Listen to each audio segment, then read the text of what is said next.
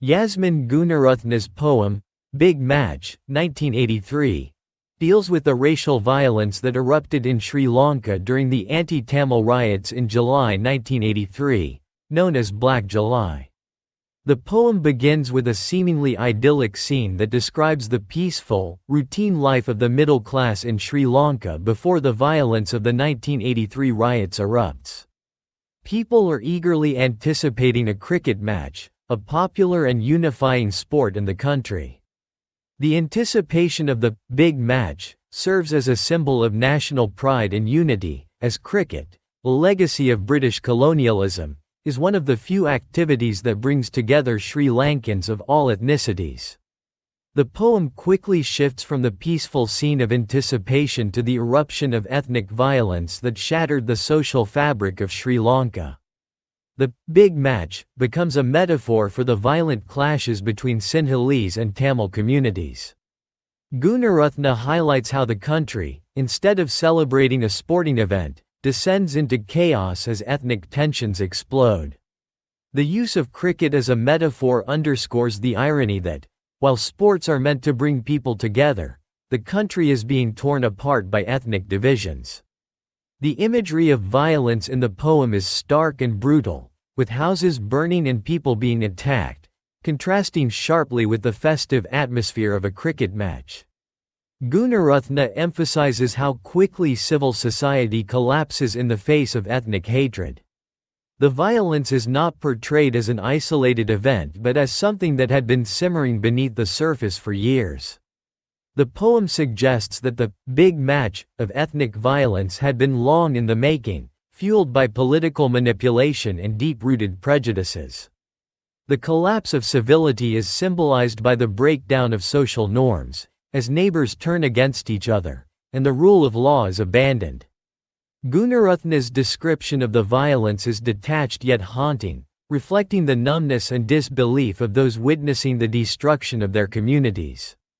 The poem subtly critiques the role of the state and those in power during the riots. Gooneratne suggests that the authorities either turned a blind eye to the violence or were complicit in it. The poem alludes to how the government failed to protect its Tamil citizens, allowing mobs to rampage unchecked. There is a sense of betrayal, as the very institutions meant to uphold justice and order are either absent or actively involved in the violence. Gooneratne personalizes the impact of the violence by focusing on individual experiences. The poem speaks to the fear, confusion, and helplessness of those caught in the crossfire. For many, life is irrevocably changed as homes are destroyed, loved ones are lost, and entire communities are displaced. The poem evokes the psychological trauma of the riots, where the victims are left to deal with the aftershocks of violence long after the flames have been extinguished. A key irony in the poem is the juxtaposition of sports and war. Cricket, a game that represents fair play, strategy, and competition, is contrasted with the senseless violence of the riots. The poem suggests that while people were excited about a cricket match, they were unprepared for the real, big match that would engulf their nation: the violent conflict between the Sinhalese and Tamil communities.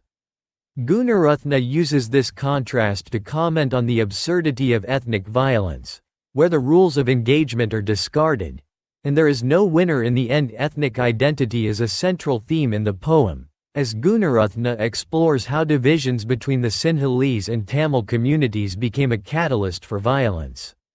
The poem reflects on how ethnic identity, rather than being a source of cultural richness, was manipulated into a tool of division and conflict.